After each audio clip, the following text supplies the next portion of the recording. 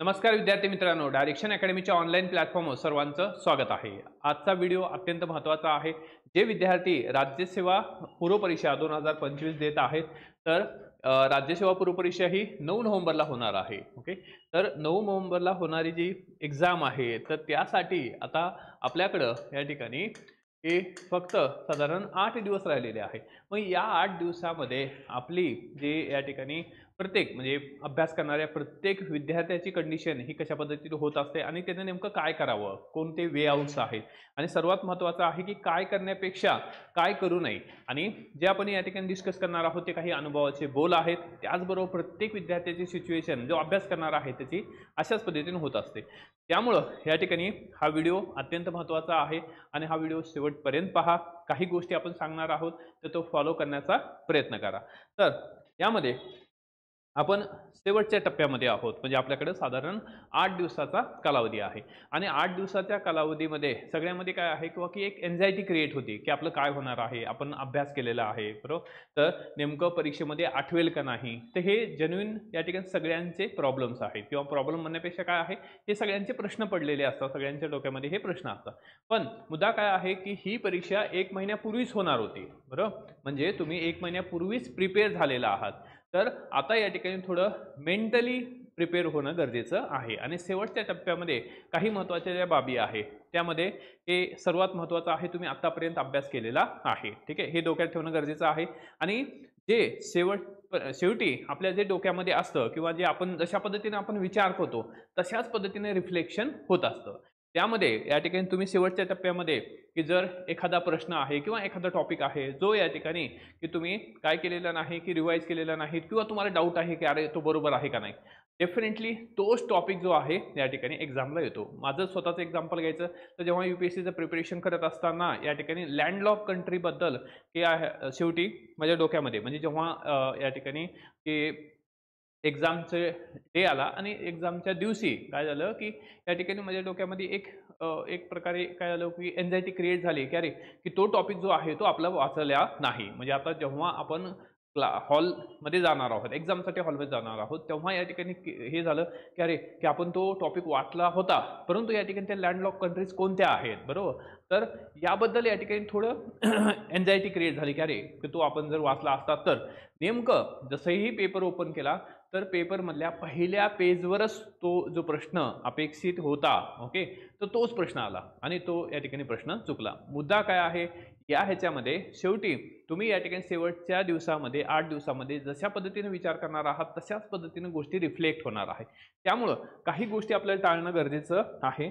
आतापर्यंत तुम्ही या ठिकाणी खूप मोठ्या प्रमाणात टेस्ट सिरीज जॉईन केले असतील, टेस्ट पेपर सोडले असतील, सॉल्व्ह केले असतील, तर यापुढे कुठलाही टेस्ट पेपर सोडू नका. पहिली गोष्ट तर काय आहे त्या ठिकाणी, अवॉइड ऑल टेस्ट पेपर्स, ठीक आहे, म्हणजे कुठलाही प्रकारचे टेस्ट पेपर सोडू नका. कारण टेस्ट पेपरमध्ये काय, त्या टेस्ट पेपर्स आहेत, आपण सुद्धा टेस्ट सिरीज घेत असतो, ते प्रॅक्टिस पेपर आहेत आणि प्रॅक्टिस पेपरमधलंच सगळं काही येतं असं बिलकुल नाही. त्यामुळे कुठलाही पेपर सोडू नका. कारण काय आहे, एखाद्या पेपरमधला अनवॉन्टेड म्हणजे काही पेपर्स असे असतात की ज्याचा आणि राज्यसेवेचा काही म्हणजे या ठिकाणी त्याचा आणि राज्यसेवेचा कुठलाही या ठिकाणी संदर्भ नसतो किंवा रिलेव्हन्स नसतं. असं या ठिकाणी बिनकामाचे प्रश्न सुद्धा या ठिकाणी टेस्ट सिरीजमध्ये प्रॅक्टिस स्वरूपात येत असतात आणि त्याला काही अर्थ नसतो. मग तसा प्रश्न जर तुम्हाला आला नाही तर तुम्हाला वाटतं की अरे मी आतापर्यंत अभ्यास केला, माझं रिव्हिजन राहिलेलं आहे. त्यामुळं या ठिकाणी अवॉइड टेस्ट सिरीज, कुठलीही टेस्ट सिरीज लावू नका. इव्हन आपली सुद्धा आता टेस्ट सिरीज शेवटच्या टप्प्यामध्ये तुम्ही जॉईन करू नका. ज्यांनी जॉईन केले त्यांनी आतापर्यंत पेपर सोडलेले आहेत, सॉल्व्ह केलेले आहेत, ठीक आहे, पहिली गोष्ट. दुसरं, कुठल्याही प्रकारचं डिस्कशन, ओके, डिस्कशन किंवा या ठिकाणी चर्चा, गटचर्चा ज्याला आपण म्हणतो, तर चर्चा बंद करा. ओके, आता यापुढं या ठिकाणी तुम्ही एकटे राहणं गरजेचं आहे आणि यामध्ये अभ्यास जो आहे शेवटच्या टप्प्यामध्ये जेवढा जास्त रिलॅक्स होईल तेवढा जास्त रिलॅक्स करा. कमी अभ्यास करण्याचा प्रयत्न करा. असं नाही की या ठिकाणी परीक्षा जवळ आलेली आहे म्हणून जास्तीत जास्त रिव्हिजन करण्याचा प्रयत्न करू, कारण तुम्ही लास्टला रिव्हिजनच करत आहात, ओके, रिकॉल करत आहात. त्यामुळं नवीन काही आपण करणार नाही, ठीक आहे. त्यामुळं शेवटच्या टप्प्यामध्ये तुम्ही शांत राहणं गरजेचं आहे. अभ्यास कमी झाला तरी चालेल, एक चांगली या ठिकाणी झोप घेणं सुद्धा महत्त्वाची आहे, ओके, स्लीप महत्त्वाची आहे, या ठिकाणी झोप महत्त्वाची आहे. चांगली झोप म्हणजे 7 तास असेल, 8 तास असेल, परंतु यामध्ये रिलॅक्स राहण्याचा प्रयत्न करा. हे सांगणं सोपं असतं की रिलॅक्स राहण्याचा प्रयत्न करा, परंतु या ठिकाणी ॲक्च्युअली त्या गोष्टी घडत असतात. तर या ठिकाणी ह्युमन टेंडन्सी आहे, त्या गोष्टी होणारच आहेत, परंतु कंट्रोल करण्याचा प्रयत्न करा आणि डिस्कशन अवॉइड करा. आतापर्यंत तुम्ही डिस्कशन चर्चा मित्रासोबत केलेली आहे, तर आता थोडं या ठिकाणी किंवा की एकांत किंवा एक प्रकारे आयसोलेट राहण्याचा प्रयत्न करा. आणि तुम्हाला जे तुम्हाला वाटतं की अरे की आपलं काहीतरी रिव्हिजन बाकी आहे, तर त्याच्यावर थोडं या ठिकाणी किंवा की फोकस करा. आणि झोप महत्त्वाची आहे. त्यानंतर कुठल्याही प्रकारचा नवीन सोर्स, ओके, यामध्ये कुठल्याही प्रकारचा नवीन सोर्स किंवा या ठिकाणी नवीन एखादं बुक असेल, ओके, न्यू बुक असेल, म्हणजे मार्केटमध्ये असं एक प्रकारचं बुक आलेलं आहे की जे या ठिकाणी तुम्हाला ते असं सांगतात की हे जर वाचलं तर तुम्ही डेफिनेटली राज्यसेवा पास व्हाल. असल्या प्रकारच्या पुस्तकाला सध्याच्या कंडिशनमध्ये काही अर्थ नाही. तुम्ही जे वाचलेलं आहे तेच या ठिकाणी वाचायचं आहे. कुठल्याही प्रकारचा नवीन सोर्स, ओके, नवीन करंट अफेअर्स काही करायचं नाही.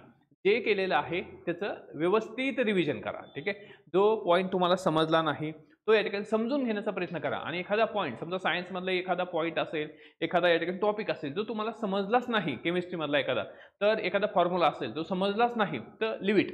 ओके, एका प्रश्नानं या ठिकाणी आपलं काही होणार नाही, म्हणजे त्या पर्टिक्युलर प्रश्नानं. कारण आपल्यासाठी काय आहेत या ठिकाणी 100 क्वेश्चन आहेत जीएसचे आणि 80 क्वेश्चन आपल्याला सीसॅट. आपण या ठिकाणी जीएसच्या बाबतीत पाहिलं तर आपल्याला या ठिकाणी साधारण आपलं टार्गेट, आता सर्वांनी टार्गेट ठेवलेलं असेल की 120 ते 25च्या दरम्यान आपल्याला टार्गेट आहे किंवा आपल्याला मार्क आले पाहिजे. तर शेवटच्या ह्याच्यामध्ये आपण या ठिकाणी रिलॅक्स राहणे, कुठल्याही प्रकारचा न्यू सोर्स वापर न करणं. आणि सगळ्यात महत्त्वाचं जे आहे, तर सगळ्यात महत्त्वाचा 5वा जो पॉईंट आहे तो म्हणजे या ठिकाणी आयोगाचे PYQ. आयोगाची PYQ मस्ट, म्हणजे तुम्ही दररोज PYQ करणं गरजेचं आहे. म्हणजे आपल्याकडे 8 दिवस आहे, तर तुम्ही ॲटलिस्ट या ठिकाणी सकाळी, म्हणजे आयोगाचा जसा वेळ असतो, टाईम असतो, त्या पद्धतीने सकाळी एक पेपर सोडवा. आणि पेपर सोडा म्हणजे काय, 2 तास देऊन पेपर सोडवायचा नाही. ठीक आहे. आता ते सगळे प्रश्न तुम्हाला पाठ झाले, परंतु या ठिकाणी जस्ट लुकआउट, म्हणजे GSचा पेपर तुम्ही या ठिकाणी सकाळी सोडवा, GS एक सकाळी सोडवा या ठिकाणी, आणि दुपारी रात्री एक असेल किंवा या ठिकाणी दुपारी एक पेपर असेल, दुपारी या ठिकाणी सीसॅट सॉल्व्ह करण्याचा प्रयत्न करा. म्हणजे सकाळचा टाइम जो आहे तो आयोगाचा जो टाइम आहे त्या टाइमाला या ठिकाणी पेपर वाचण्याचा प्रयत्न करा. आणि ओरिजिनल फॉर्ममध्ये तो या ठिकाणी तुमच्याकडं जे स्पायरल असेल किंवा ओरिजिनल फॉर्ममधले जे पेपर्स आहेत ते वाचण्याचा प्रयत्न करा. कारण पेपर जर वाचले आपण PYQs, तर काय होतं की अनेक जे क्वेश्चन आहेत ते रिफ्लेक्ट होतात, ॲज इट इज रिफ्लेक्ट होत नाही, परंतु या ठिकाणी डेफिनेटली त्याच्यामुळे काय होतं की आपलं लॉजिक बिल्ड होतं. आयोगाच्या प्रश्नांच्या माध्यमातूनच लॉजिक बिल्ड होऊ शकतं. आणि त्याचबरोबर आयोगाचे प्रश्न आपण जर पाहिले तर आयोगाची एक पर्टिक्युलर लँग्वेज असते, पर्टिक्युलर भाषा असते. आयोगाने विविध प्रकारचे क्वेश्चन विचारून आपल्याला ट्रॅप केलेलं असतं. मग आता या काळामध्ये कशा पद्धतीने प्रश्न विचारले जातात, कसे ट्रॅप केलं जातं, या ठिकाणी जे तुम्हाला आहे नाही, ओके, वरीलपैकी अयोग्य कोणतं आहे, योग्य कोणतं आहे, हे जे हायलाइटेड शब्द आहे ह्याच्यावर सुद्धा थोडं फोकस देऊन कॉन्शियसली वाचण्याचा प्रयत्न करा.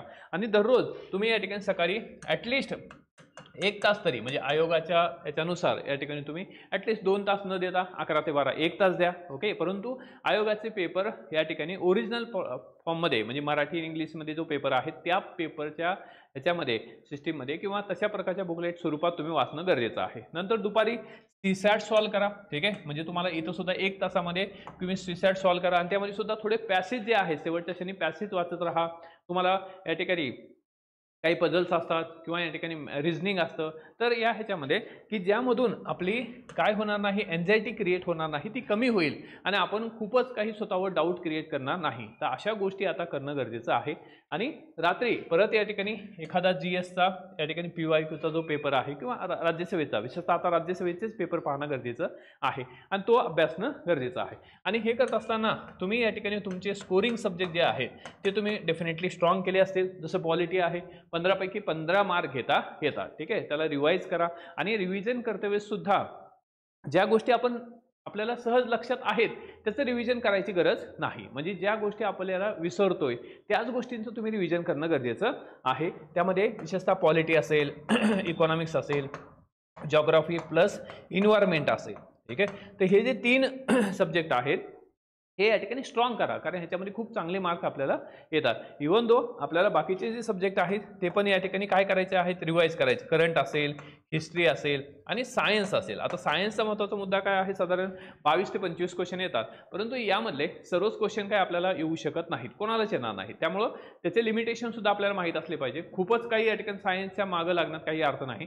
जेवढं येतंय तेवढं तुम्ही केलेलं आहे तेवढंच रिवाईज करा, नवीन काही रिवाईज करायची गरज नाही. आणि शेवटच्या क्षणामध्ये की आपण ज्या पद्धतीनं सुरुवातीला पण सांगितलं, आपण ज्या पद्धतीने विचार करणार आहोत त्याच पद्धतीने पेपर असणार आहे. तुम्ही मिल्खा सिंगचा मूवी बघितला असेल बघा, तर मिल्खा सिंग जेव्हा ट्रॅकवर या ठिकाणी उभा म्हणजे हे व्हायचे किंवा रनिंगसाठी यायचे, तेव्हा या ठिकाणी रनिंग स्टार्ट व्हायच्या अगोदर काही सेकंद काय करायचे, या ठिकाणी मेमराईज करायचे, मॅनिफेस्ट करायचे की अरे मी या ठिकाणी एक राऊंड मारून परत आलेलो आहे. ओके, त्याच पद्धतीने परीक्षा आहे. परीक्षेमध्ये या ठिकाणी सर्वात महत्त्वाचं आहे की आपल्या डोक्याची शांतता गरजेची आहे. आणि जेव्हा तुम्ही या ठिकाणी 9 तारखेला सकाळी उठाल त्यानंतर कुठल्याही प्रकारचा अभ्यास करण्याचा बिलकुल प्रयत्न करू नका किंवा रिव्हिजन करण्याचा सुद्धा प्रयत्न करू नका. बिंदास या ठिकाणी व्यवस्थित नाश्ता करा, त्यानंतर या ठिकाणी चहा घ्या आणि या ठिकाणी स्ट्रेट फॉरवर्ड जा. त्यानंतर कुठल्याही प्रकारचं म्हणजे सेंटरला गेल्यानंतर म्हणजे एक्झाम सेंटरला गेल्यानंतर सुद्धा तिथं वाचनाचा बिलकुल प्रयत्न करू नका. शांत बसा, कारण तुम्ही आत्तापर्यंत जे केलेलं की तुम्ही जे काही कष्ट केलेले आहेत, हार्डवर्क केलेलं आहे, त्याचं रिटर्न डेफिनेटली मिळणार आहे. आणि हे रिटर्न तुम्ही केलेल्या मेहनतीचंच आहे. त्यामुळे या ठिकाणी इथं काही शेवटच्या क्षणामध्ये खूप काही गोष्टी करून सगळंच काही होऊ शकतं असं नाही. त्यामुळे इथं शांत राहणे आणि जे आपण आत्तापर्यंत कमवलेलं आहे किंवा आत्तापर्यंत ज्या गोष्टी आपण त्या ठिकाणी हे या एक्झामच्या माध्यमातून शिकलेले आहेत त्याच गोष्टी रिवाईज करणं गरजेचं आहे. आणि सर्वात महत्त्वाचं आहे की इथं रिलॅक्स राहणं गरजेचं आहे. आरोग्य या ठिकाणी महत्त्वाचा विषय आहे, तो सुद्धा सांभाळणं गरजेचं आहे. व्यवस्थित जेवण करा. डेफिनेटली तुम्ही मेसवर जेवत असाल तर व्यवस्थित म्हणण्यापेक्षा जे आहे ते या ठिकाणी जेवण करा. आणि सगळ्यात महत्त्वाचं काय आहे ते या ठिकाणी झोप आणि शांतता महत्त्वाची आहे. Be cool. म्हणजे शेवटच्या क्षणामध्ये काय होत असतं बघा की एक ह्युमन सायकोलॉजी आहे की जसजसं परीक्षा जवळ येते तसं काय होतं, आपली एन्झायटी वाढते, आपला चिडचिडपणा वाढतो. आपण साध्या साध्या गोष्टीवर सुद्धा काय आहे मित्रावर चिडतो किंवा कोणावर चिडतो. त्यामुळं शेवटच्या ह्या 8 दिवसामध्ये आपण स्वतःला ऑब्झर्व करा की अरे की या ठिकाणी जर तुम्ही चिडचिडपणा तुमचा वाढत असेल तर समजून घ्यायचं की आपली एन्झायटी वाढलेली आहे, आपण या ठिकाणी परीक्षेचं जास्त विचार करतोय. ओके, तर ते थोडं कंट्रोल करण्याचा प्रयत्न करा, कारण अभ्यास या ठिकाणी आता झालेला आहे. अभ्यासापेक्षा रिझल्टसाठी गरजेचं आहे शांत राहणे. जे केलेलं आहे तेच रिवाईज करा. कुठलंही नवीन सोर्स वापरू नका, कुठलीही टेस्ट सिरीज सॉल्व्ह करू नका. ओके, डिस्कशन बॅन, कुठल्याही प्रकारचं डिस्कशन करू नका. शांत राहा, बी कूल. आणि या ठिकाणी डेफिनेटली 9 नोव्हेंबरची जी एक्झाम आहे ती डेफिनेटली एक चांगल्या मार्काने तुम्ही पास होणार आहात. हा कॉन्फिडन्स तुमच्यामध्ये क्रिएट करणं गरजेचं आहे, तो तुम्हीच क्रिएट करू शकता. आम्ही जस्ट काय आहेत मीडिएटर आहोत. ओके, आम्हाला जे आलेले अनुभव आहेत हे आम्ही तुम्हाला शेअर करू शकतो.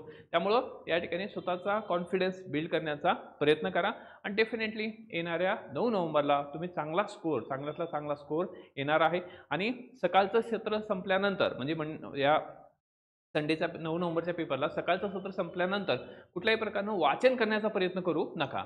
या ठिकाणी थोडा नाश्ता करा किंवा जे काही सोबत घेऊन गेलेलं आहे ते हे करा आणि या ठिकाणी ते थोडा आराम करा आणि त्यानंतर पेपर डायरेक्ट द्या. ठीक आहे, आता शेवटच्या 8 दिवसामध्ये जेवढे तुम्ही कूल राहाल, जेवढं तुम्ही या ठिकाणी टू द पॉईंट राहाल, कुठल्याही प्रकारचं एक्स्ट्रा अनवॉन्टेड गोष्टी करणार नाहीत, तेवढा रिझल्ट आपला डेफिनेटली येण्याचे चान्सेस क्रिएट होतात. ठीक आहे, तर आय होप काही गोष्टी आपण चर्चा केलेली आहे. या माध्यमातून तुम्हाला काही गोष्टी अवॉइड कशा करायच्या, कोणत्या अवॉइड करायच्या हे सुद्धा समजलं असेल. सर्वांना या ठिकाणी 9 नोव्हेंबरच्या राज्यसेवेच्या पूर्वपरीक्षेसाठी सर्वांना शुभेच्छा. आपण या ठिकाणी 9 नोव्हेंबरच्या नंतर लवकरच 11 नोव्हेंबरपासून लक्ष्यभेद बॅच लॉन्च केलेली आहे, त्या माध्यमातून आपण डेफिनेटली भेटणार आहोत. थँक्यू, ऑल द बेस्ट, जय हिंद.